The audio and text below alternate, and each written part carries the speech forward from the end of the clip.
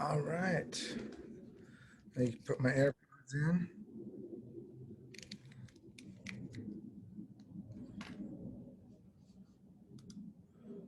Good afternoon, everyone. Hi, how are you? Connect my AirPods. Where are you? Is it on? Yeah, I can hear. Okay, perfect. No. All right, how about now? All right, somebody say something. Yeah, I can hear that. Okay, cool. Yeah, I can hear too. All right, I can hear you just fine. cool. So I hope everyone got a chance to check out chapter 12, American Imperialism. It was, let me take on, hold on, off. All right, I'm messing with my audio, sorry. So today's, everyone kind of had a week off, right? Hopefully you read the chapter. So I'll let you talk about it first, and I'll follow up. So first of all, how many people read the chapter? You could put it in the chat if you want to. I started, but I didn't finish. Okay, was that Josh or Kevin? Kevin. Okay, yeah, that's fine. I read a couple papers. All right, Bethany got halfway through. All right, so I'm reading it right now. okay, yeah, next week's going to be a little more challenging. So if you wanted to take a breather this week, that's totally fine. Oh, there's Josh and Joanna. So, all right. So the moral of this chapter was the expansion of imperial America. And if you want to get the gist of this chapter, it's on one page. Where is it? It's on page 220. Well, that's for me. If you go about 2 pages in on your chapter, I have different page numbers. It starts with Argentina in 1852, Nicaragua, Japan, Commodore Perry was in there in Japan in 1854, Nicaragua again, Uruguay, China, Hawaii, and Nicaragua. So about 103 interventions. The United States did 103 interventions. Let's just say 100 interventions within 100 years. So in 1798, 1895, the United States did 100 interventions. And let me tell you something from my perspective. Let me give you a contemporary example. Iran was, Mossadegh was about to nationalize the Iranian oil. BP, British Petroleum, also known as ARCO today, was in control of the whole country. You had the United States, you had the British, and Mossadegh wanted to nationalize, and nationalization means take it over. Instead of being controlled by private, it's controlled by public. So what did we do? Mossadegh was going to do it, and we took him out. We installed a dictator in his place who had a secret service like the SS of the Nazis, and they terrorized the whole country. So now Iran says death to America. And if you're an Iranian, you will know the history. Look what America did to our country. This is an example, contemporary example. All Americans hear is death to America, and then they hate Iran. But it should be the other way around. You should understand Imagine a country coming into America, say JFK was rising, and Russia took him out and installed Stalin, and Stalin started terrorizing our people with the secret service. That's what it feels like to be an Iranian. So you got to understand the chant "Death to America" in that context. And we've installed many dictators around the world to serve our interests. Saddam Hussein was one of them. We're going to talk about him later. Saddam Hussein was a puppet of the American government. And it's all about money, oil, right? Interests. And so Japan is very similar. So our story starts in Japan in 1854. And what we wanted to do was open up the market in Japan to US goods, because goods became the whole point of industrial America was surplus. So imagine all of a sudden we have all these goods. So agriculture, mechanization of agriculture happens. These advancements in technology allow goods to go around the world. Food was now refrigerated. So food could be now exported. We became an exporter of not just industry and things by industry, but also agriculture.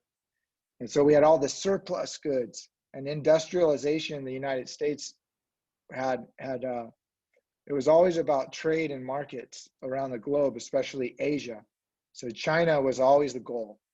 And so we actually infringed on Chinese sovereignty as well, not just Japan. So in Shanghai, if you look at that little context, and mine is 220, I don't know what your page is.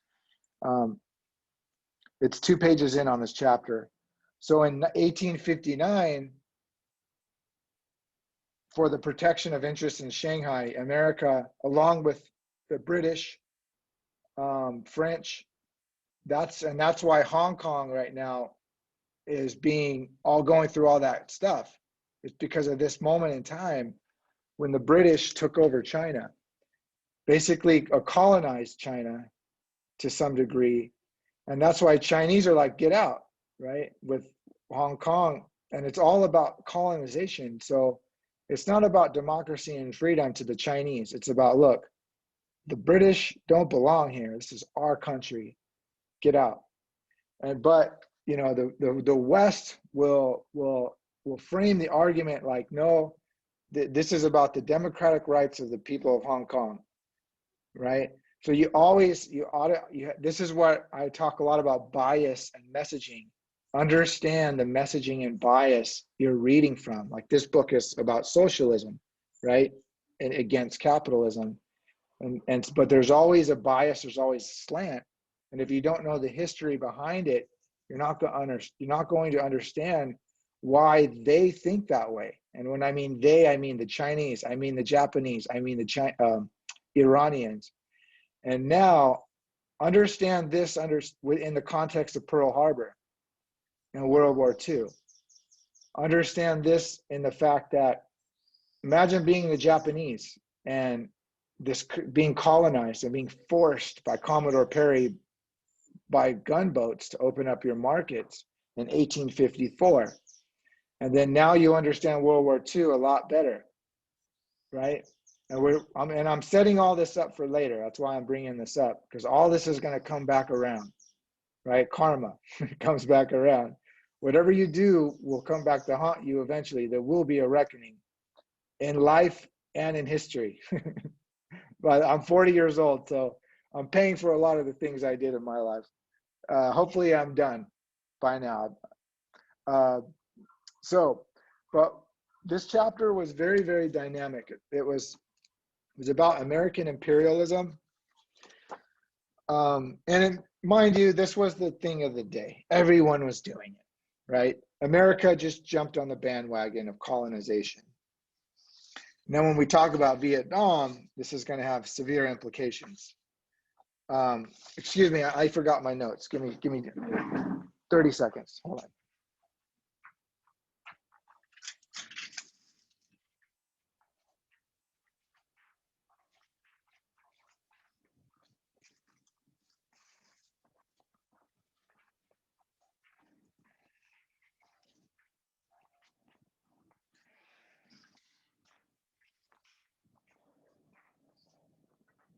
All right, so here's the questions. And this is interesting. So you probably don't need to read the chapter to know this. What was the reason Teddy Roosevelt thought we needed a war in 1897? Yes. I say it's something about a mixture of nationalism, and I quote, nationalism and capitalism, and it's being used, and it's justified as a reason to spread U.S. territory. Yeah. So domestically, though, why are wars good domestically? I think because you want to protect American resource and like the civilian there, like there's American people there live or something about civilian there to protect them. So that's national security. So that's more of a national security answer. Domestically, why is war good? And 9/11 had the same impact. Many of you are too young for that, but it's all the same reason. Yes, Kevin. It boosts our economy. It's really it's good for us. You know, it gets us producing goods and it gets us selling. So I think World War II had the same effect. We were having a downcline inside of our economy, and war just shoots us back up. So that's one good reason. Economics, business opens up markets, right? It's all kind of the same. You get a whole new place to build stuff and trade with. But there's another reason. Is it it makes Americans feel more patriotic, like want to work for the government if they're in a war like together against something? Exactly. So that's the other answer. That's the answer I was looking for. Everyone was right though. But one of the main reasons why is if there's stuff going on at home, it creates a unification, a patriotism that you kind of overlook all the things happening in your backyard. So you'll create patriotism, solidarity would be the word, right? So patriotism creates solidarity, which for the moment will ease tensions. Yes, Tyler. I got this ain't so much a question, but you said this book is for bias for socialism, which I could tell because in the last chapter, chapter 11, he does quote Karl Marx, and even like the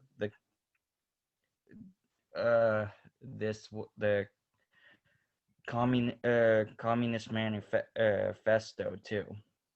Yes, absolutely. So, and it's important to realize too that, and this is something these are things you're going to talk about for the rest of your life, by the way. And as you get older, so there's unions right now. I'm about to join a union, a teachers union for college. I haven't done it yet. I got too much stuff to do, but I'm about to do it. So unions are bad sometimes, right? You can't fire people who deserve to be fired. And we've gone through that with my family, where we had these teachers that you just can't get out because they're protected by the union, and they're terrible. But so my point is this: is there's good and bad to socialism, there's good and bad to capitalism. It's not, and so I want to keep that clear. But you got to find out.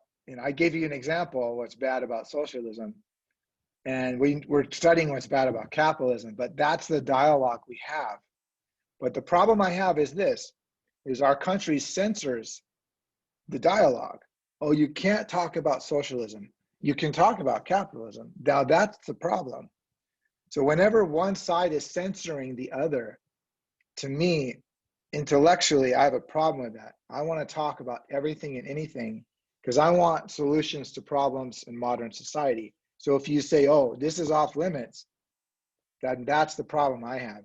And that's what people try to do. They say, oh, you can't talk about that. Well, why not?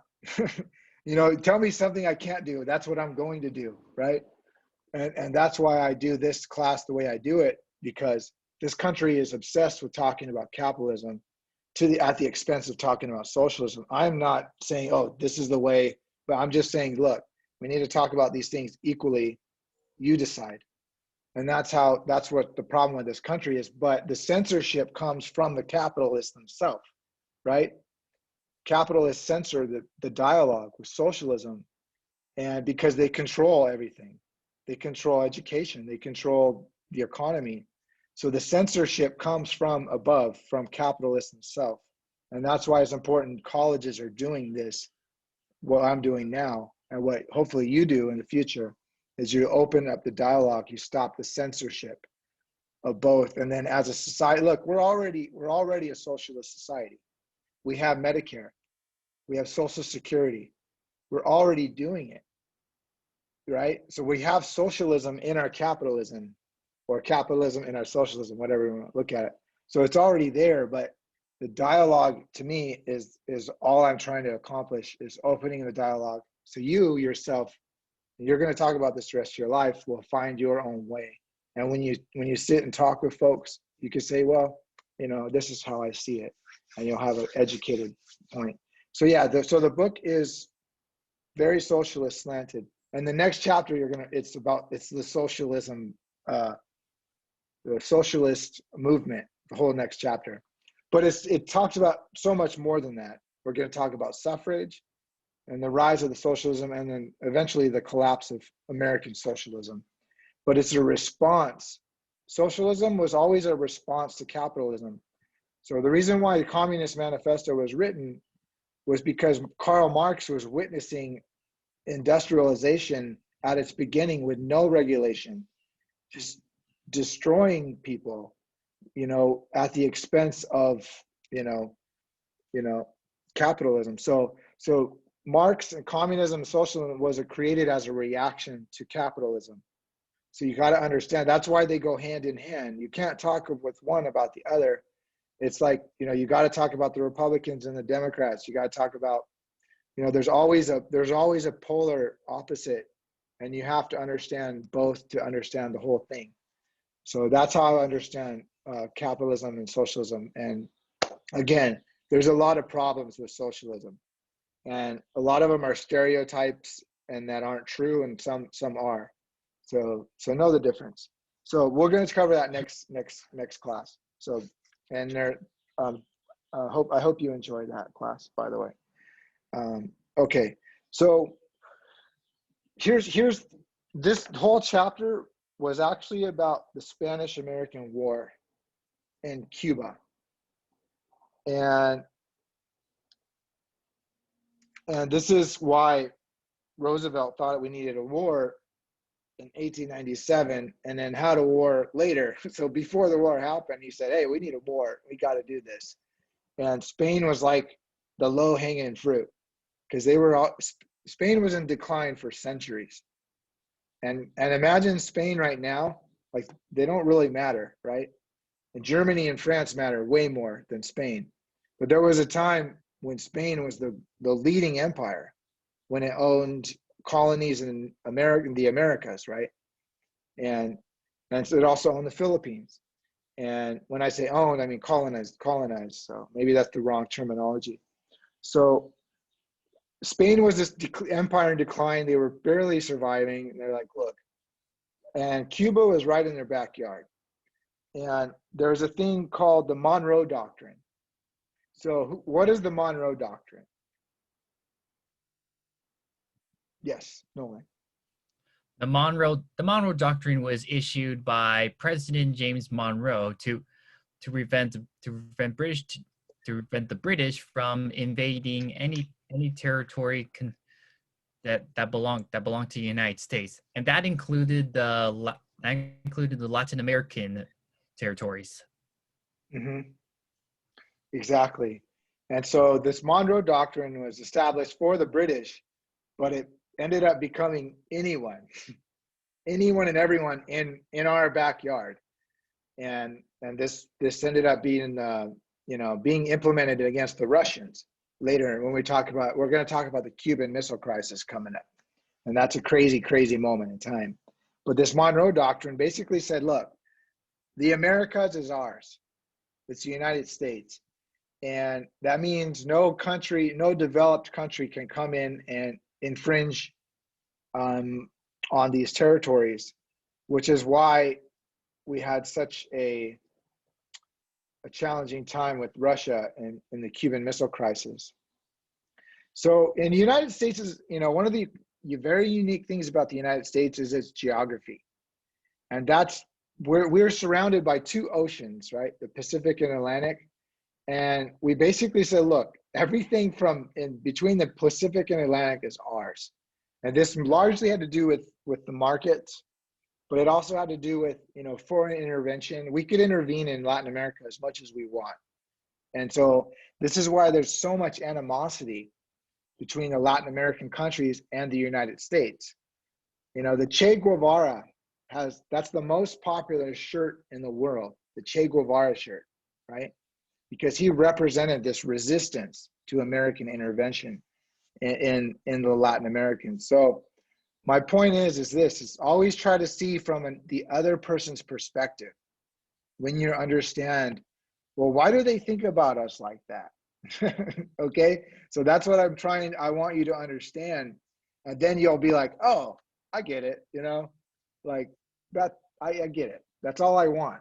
I'm not telling you to judge, or just know from another person's perspective what it may have felt like to be on the receiving end of American imperialism. Yes, Tyler.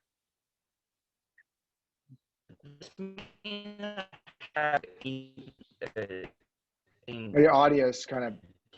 But I don't know if you heard this story. It was this story of this football was wearing a Che Guevara shirt. Say it again, please. There was this one. I remember this one story of this football player called Colin Kaepernick, who was wearing a Che Guevara shirt. Oh yeah, Kaepernick. I don't know if you. Yeah, and and you got to understand all these symbolisms, right? So Che Guevara is a symbol of American resistance to America. That's all he means to most people. And so a lot of Americans will take it like very, they take it without knowing the context, the historical context of things. And if you do, you'll be like, yeah, I get it. You may have your own position against it or for it, but at least you understand it.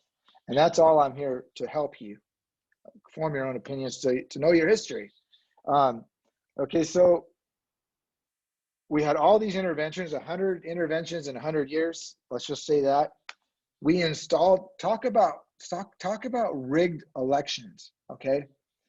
We rigged so many elections, it's not even funny, to American interests. Yet, when the Russians do it to us, this last, with the whole Trump impeachment, that was about rigging elections with Trump and Russia. That's why people laugh at us when we say that. It's like rigged elections, like you guys are the masters of that. We've installed corporate dictators all around mostly in Latin America, rigging elections. So the CIA would show up with bags of money and we would get our people installed that would suit American interests in Latin America. And some people may not like hearing this, but it's the truth, right? And you can still love your country and be a patriot and know all this stuff, by the way. I'm not saying hate your country, but I love my country. America is the best place to live in the world. But I do think you need to know, you can still know this stuff and still feel that way. So I just want to qualify that with that. I have a question. So how can you still be a patriot while knowing this new information? And that's a great paper topic, isn't it? Well, okay, you're asking me, so here's how I do it. It's okay, I'm a Native American, right? I don't really look like it. I know that. But I was born and raised on a reservation. My dad was indoctrinated me my whole life about this country and what it did. That's why I teach the way I do, because I'm Native, right? I'm Indian. And if you know Native American history, you'll probably know why I am this way. But at the same time, I also know the beautiful things this country has accomplished and the people have accomplished, the civil rights movements, the things that So we own a casino right now, right? The Native Americans. That's because Americans voted on it. The public allowed it. They gave us a monopoly on gaming in 30 years ago, right? So for all the terrible things this country's done, it's done more good things than any developed country has ever done for Native Americans, for indigenous people, right? So it has a great what's the word? It has a great not reparations is the wrong word, but it has, Compensation. it has a great way of coming back from the brink. You know, I can't think of the word, or just covering over its inequities and covering over, addressing the things that it should have addressed. And the reason why is this, is the people of America, not the government, is what I love. Because the government to me is this kind of almost like, you know, it's if you study Rome, like, you know, that's why you got to study all history. If you just study empire and government in general, starting from Rome, you realize that government, this is just what governments do, right? They always have slaves. Like Rome was built by slaves, by the way. They always have all these terrible things. But if you look at what America has accomplished in a good sense, all the good it's done, and that's what you need to understand. And when you do that and you compare it to what other people haven't done, what other empires haven't done, what other countries haven't done, you're like, wow, America is real special. It has a conscience. It has this great way of kind of coming. And, you know, Martin Luther King said this: the arc of justice is long, but it bends. The arc of history is long, but it bends towards justice. That's what Martin Luther King said, because he's an American, right? Only an American would say that. And that's an example of what I feel about this country, is this arc of history is long, but it bends towards justice. And when you the reason, look, put it this way, people don't understand why I love this country, especially natives, with all that I know. And that's why, it's because I know other countries. The Canadians did way worse things to Native Americans and haven't made up for it at all. Not really. You know, Aborigines in Australia, awful. But, you know, we have this great thing of and it's the people of America. That's why I love my country. It's not necessarily the government, it's the people. And hopefully you'll get to that place one day. And it's hard though, trust me. It is hard to know all this stuff and still be a patriot and love your country. But you're gonna have that struggle just like I did. And then one day, hopefully you'll see what I see. But in no sense though, it's such a personal thing though, right? And you're gonna have to figure that out. And a lot of people, here's the thing, a lot of people don't want to know this stuff because it'll ruin their image of their country. And I think you should know the truth and you can still hold that. It'll just be an educated patriotism, you know. Like, let me give an example. My friend went to Iraq too. And I told him not to go, right? I told him, well, dude, don't go. Iraq 2 was a sham. Iraq 1 wasn't. George Bush won. That war should have been fought. Iraq 2 should not have been fought. And he was going to give his life for his country. And I told him and I got an argument. And I said, you know, it's a sham, dude. They made it up. They made up the intelligence. There's no weapons of mass destruction. Don't go. And he went to Iraq and he got blown up by an IED. He came back and his back is ruined, his neck, his body is ruined. And guess what he told me? He said I was right. He shouldn't have gone, but he became a history professor. and he still loves his country, but he knows now. Does that make sense?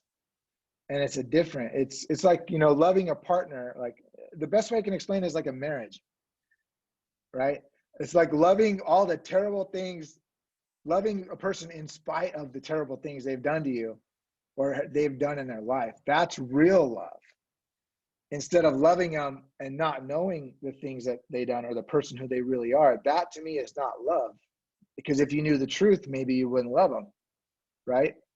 And so to me, knowing the truth and loving something or someone makes it the love even stronger.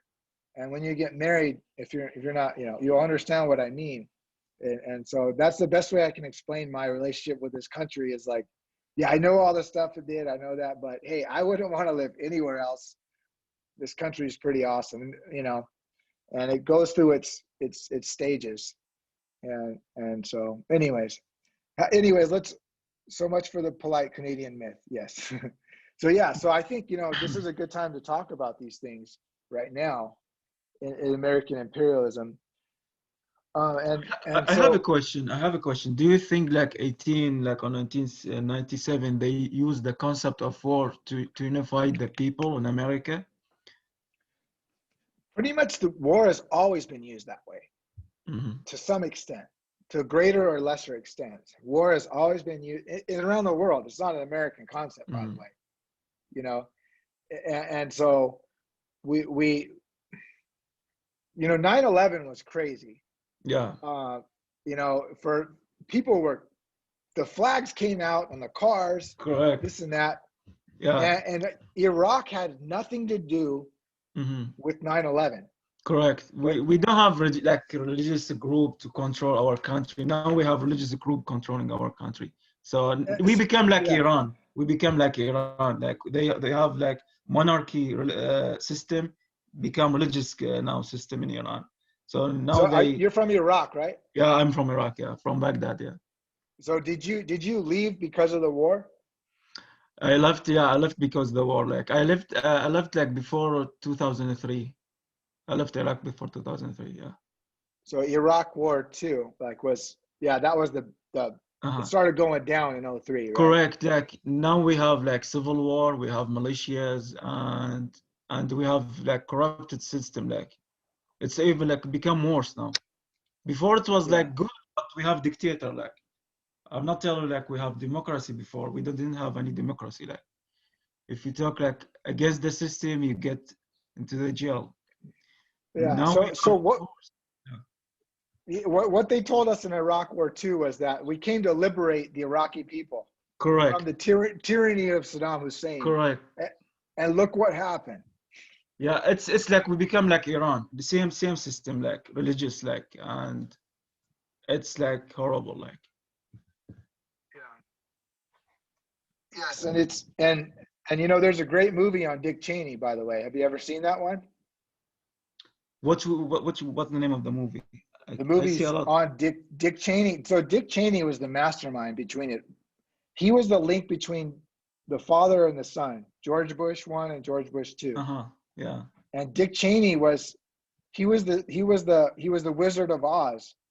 And he had a file for the invasion of Iraq called Operation Orange.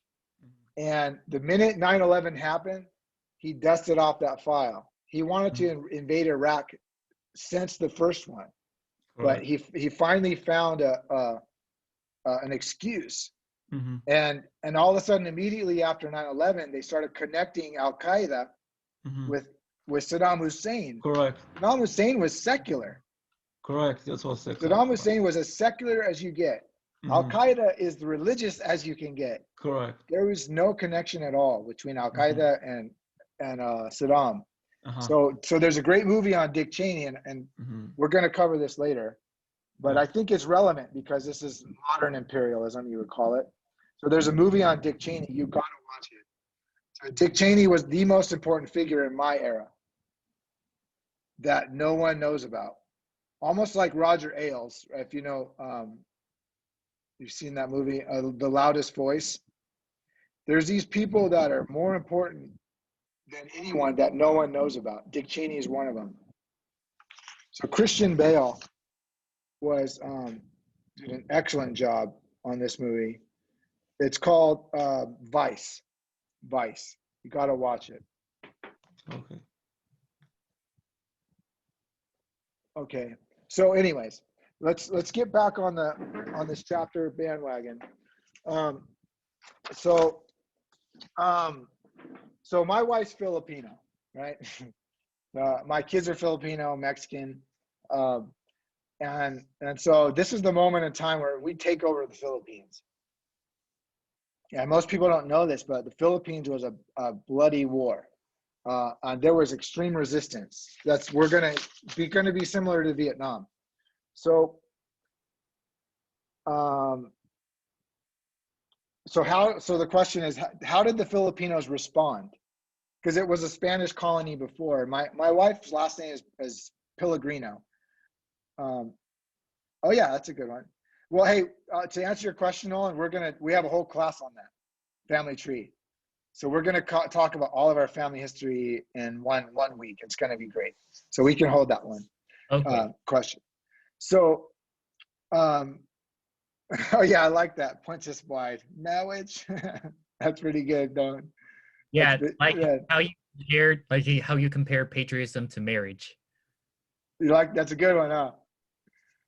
Yeah. It's the only way. I mean, I've been married for 10 years now. Like, I would be the America my wife has to love, right? I'm the bad guy. Anyways, so this is a moment in time where Philippines, and they resisted the whole country, and there were bloody battles. It was completely one-sided. It's called asymmetric warfare, by the way, when one side is like just has all the guns and this side has nothing. So it's asymmetric warfare. The United States comes in with their big guns, just takes over. And now, we have the Spanish colonies. We have Cuba, we have and we have Philippines, and we have this really interesting negotiation with the Cuban rebels.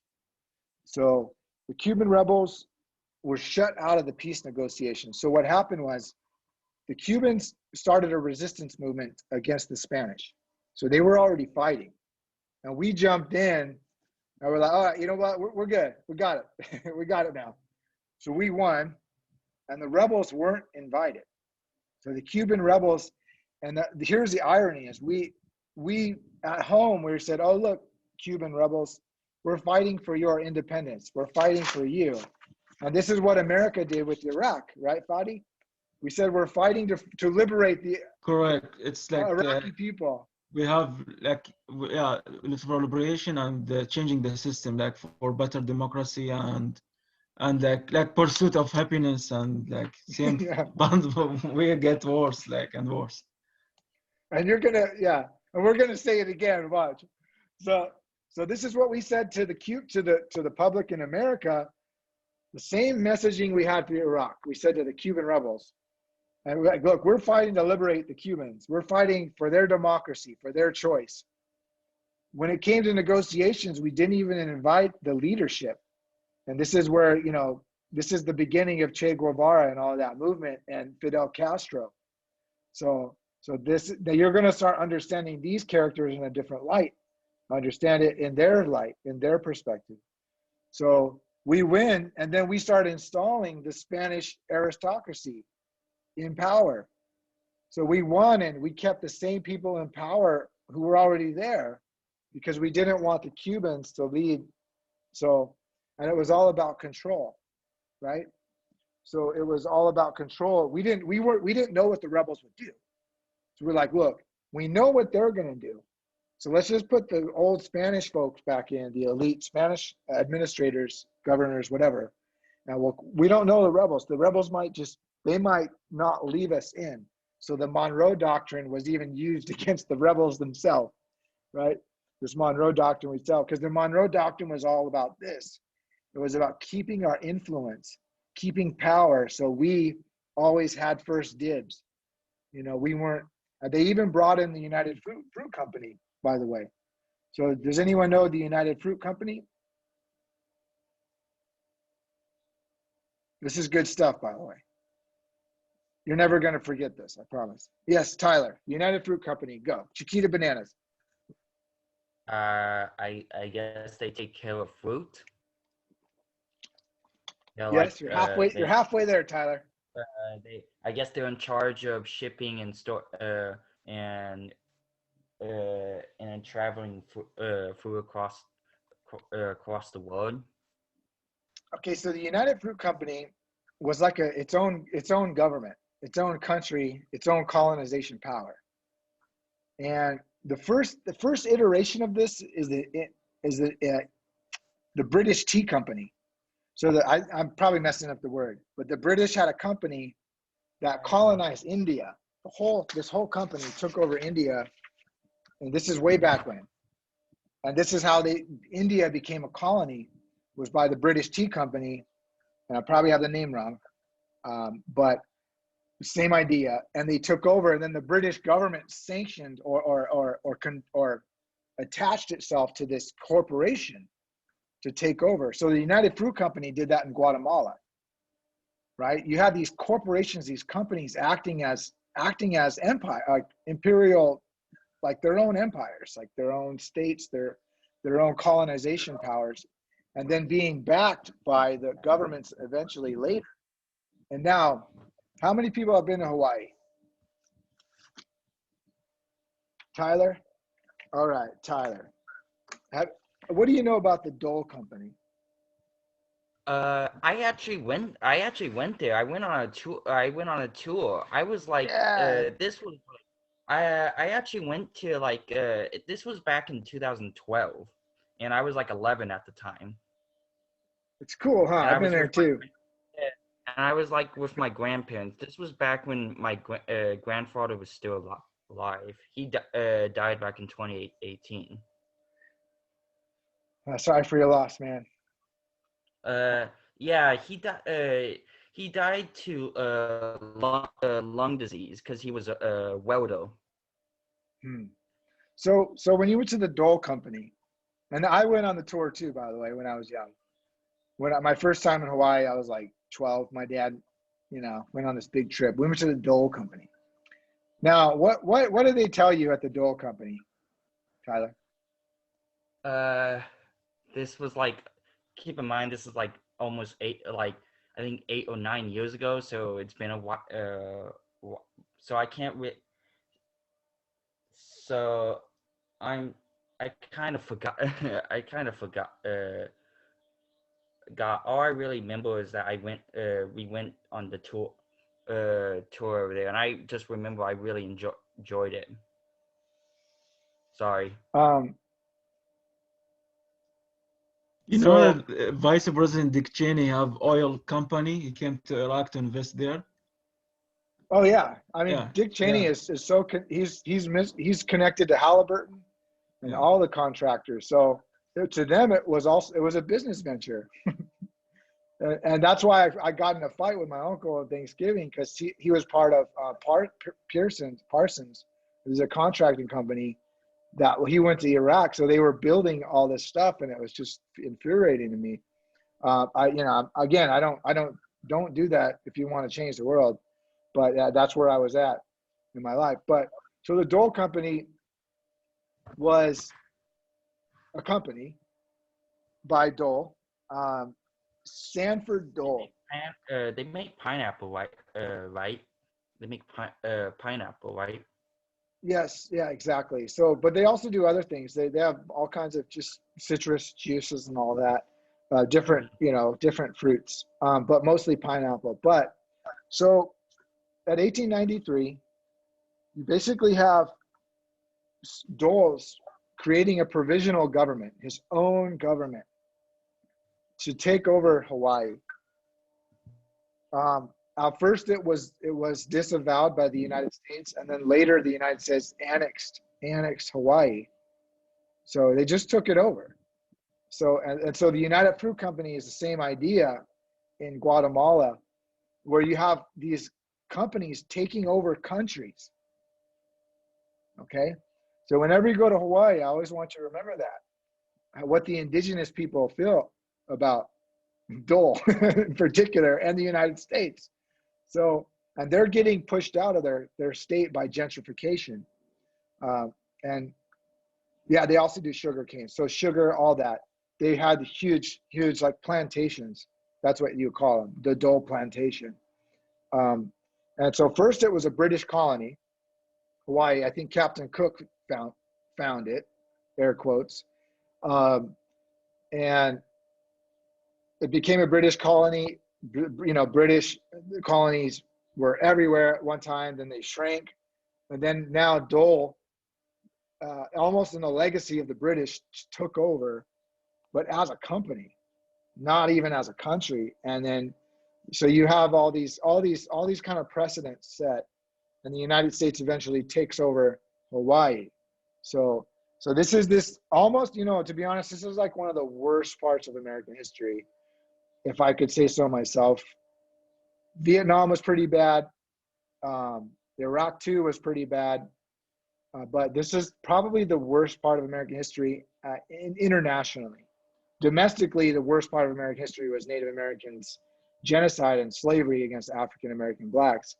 But this would be the worst part of our international, just to separate the two, right? You got to international and domestic. This is that really challenging part to kind of digest. It's going to leave a bad taste in your mouth. Okay.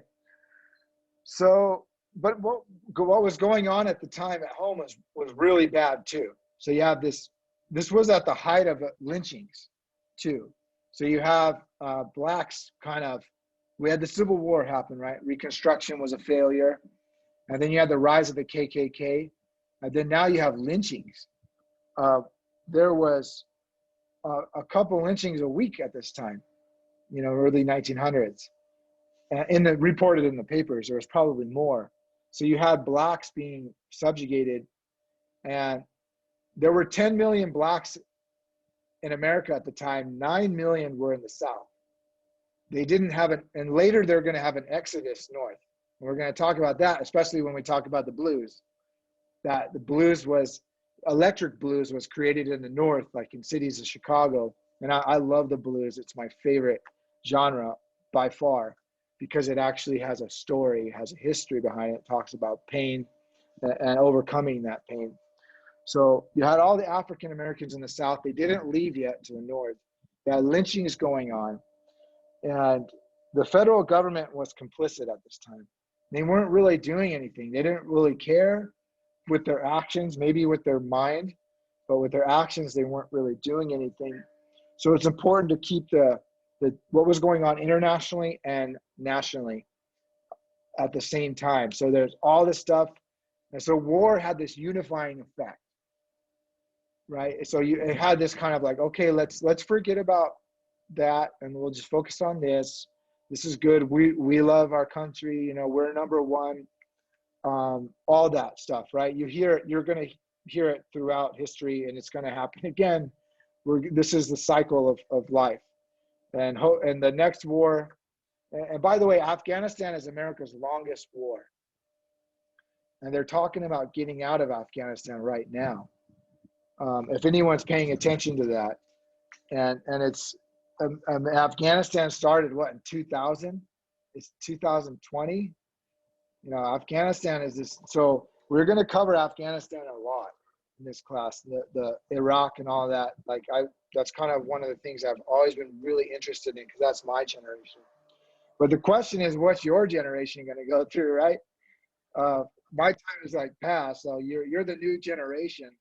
And so this is why this is so important, because you're going to see these themes come up throughout your life: capitalism, socialism, war, imperialism, colonization. And so, anyways, I just want to ask that question right now. What do you think about that? What's your generation going to go through? What do you think? Or what are you going through right now? That's kind of makes you think about, oh yeah, history repeating itself.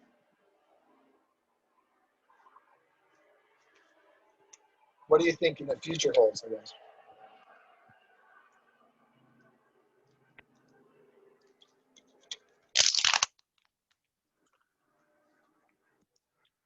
I just like I use history to predict the future. That's what I do. I think it's good to do that. All right, let me look at my notes just to make sure I didn't miss anything important.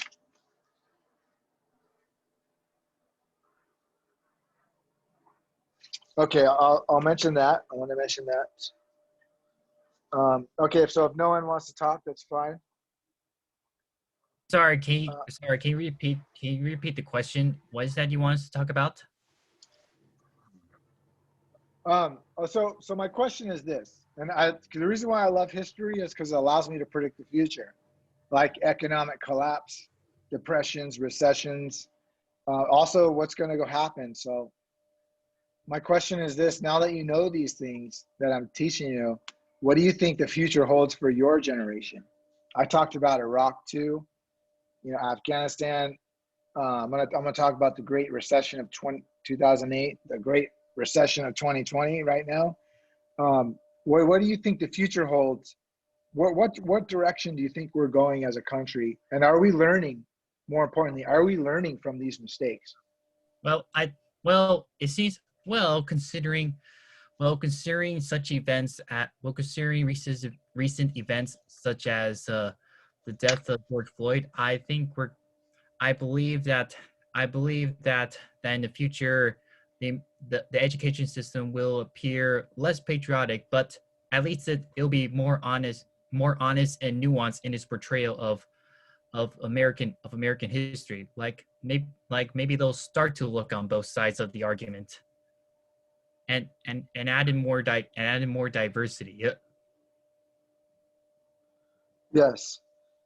And to that point, Nolan, I hope that we become less racist as a society, because honestly, racism is what drives a lot of these things. George Floyd, right? That was racism. A lot of these things, and what drove imperialism was racism. And what they argued, how they justified it, was through racism. And this is the stuff they would say. So Anglo-Saxon races are particularly endowed with the capacity for establishing nation states. They are entrusted with the mission of conducting the political civilization of the modern world. So this is the white man's burden. When they colonized Africa, that's what they were saying. Like, it's our burden because we know better how to civilize the continent of Africa, and you don't. So it's our white man's burden to bring civilization to you, savages. And so that's how they talked about the Spanish-American War as well. And so you have the Filipinos, and don't ever use the word Oriental, by the way, it's derogatory. And there's a book. I'm part Asian. What's that? I get that. Believe me, I'm part Asian. Well, just specifically Chinese from my father's side. Yeah. So yeah. People use it all the time, right? Oriental, and it's derogatory. It's just like redskin, People were saying it all the time, and it's like, hey, let's find another word.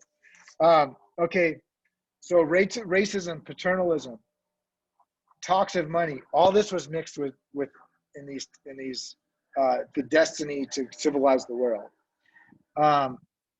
So just beyond the Philippines are China's illimitable markets. We will not retreat. The mission of our race, trustee under God of the civilization of the world. It has been charged that our conduct of the war has been cruel. This is talking about Philippines. Senators, and this is a senator speaking, it has been the reverse. We must remember we are not dealing with Americans and Europeans. We are dealing with Orientals. And that's how they justified the Philippine War. And this is a senator standing on in front of all the senators. Hey, we're dealing with Orientals here. Yeah, we were savage. We were cruel, but we're not dealing with people like you and me.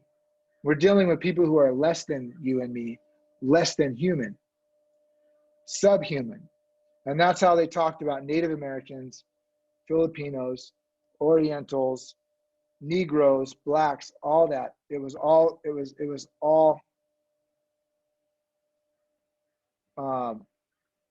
using race. It was using race to justify terrible, terrible things, because only way you could justify it was by making these people less than you. right? Because you can't treat your own that way and still be a Christian, right? Or whatever you espouse to be in your religion. So I think that's what I hope this summer meant, and George Floyd meant, and what your generation does, what ethnic studies will do as a major. So California now has an ethnic studies requirement. Every student has to take one ethnic studies class to get a degree in California now, right? So maybe your generation, and maybe you hit the nail on the head. I really like what you said, Nolan, is that, and you know, I would say this though, I don't think it would mean less patriotic. I don't think telling the truth makes someone, a country, more or less patriotic. I think by knowing the whole truth, you still can be patriotic. You know, people always make that equivalence. Like, if you tell them this, they're not going to sign up for a war and do that. Well, maybe that is true, right? That's probably true. But maybe if it's a just war, there have been some in our history, like the Nazis, right? My grandfather flew 30 missions bombing the Nazis in England. He came back to be a minister.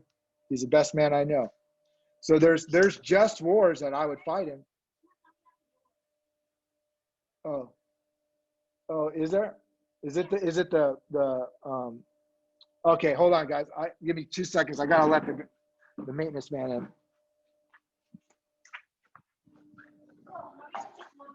Hey, you guys, go outside.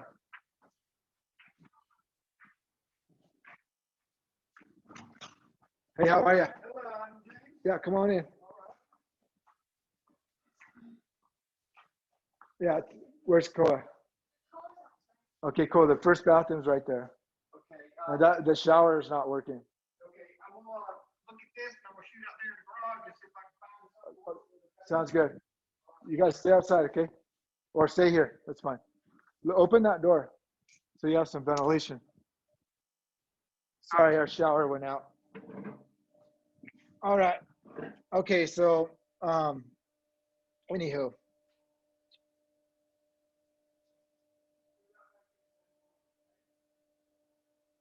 Okay, so yeah.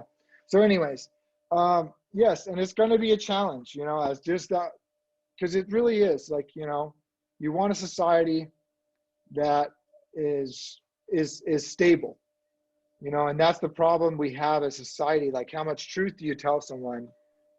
And can you still have a stable society? And can you still have patriots? And now that's a great research paper, actually. Can you still have patriotism and tell the truth? And that's the $1 million question people have been asking forever. And that's why you have, you know, countries covering things up. You name it. It's not an American concept, by the way. This is the global concept. Countries do it all day, all the time. It's a human thing. It's not an American thing, right? So I want to make that real clear. I'm not just focusing on, oh, this is what America. No, everyone does it. And so the question is, yeah, can you tell the truth? All these things we talk about, the Hawaiian, you know, hostile takeover, right? All these things that we've done as a country, and still be patriotic. So that's a $1 million question, a great research paper, especially if you have military background. I love that. And Native Americans, by the way, have fought in more wars than any other race per capita. So that's a weird one, right? If you look what happened to Native Americans, what they did to us, we have more patriots than any other race per capita. More people that fought in the wars, Korea, Vietnam, all that. And so this is a theme that's really gonna start picking up some steam over time when we cover Vietnam and Korea and all those other wars. And in fact, the chapter after this is about World War I. So let me just segue into your next assignment. It seems like we're good on that. I actually got to make sure that guy's, I'm helping him. So this next assignment is about the socialist movement, but it's also about women's suffrage, and it's also about regulation and how the progressive movement happened, the progressive era. And so that's this next chapter. It is a little long, I know.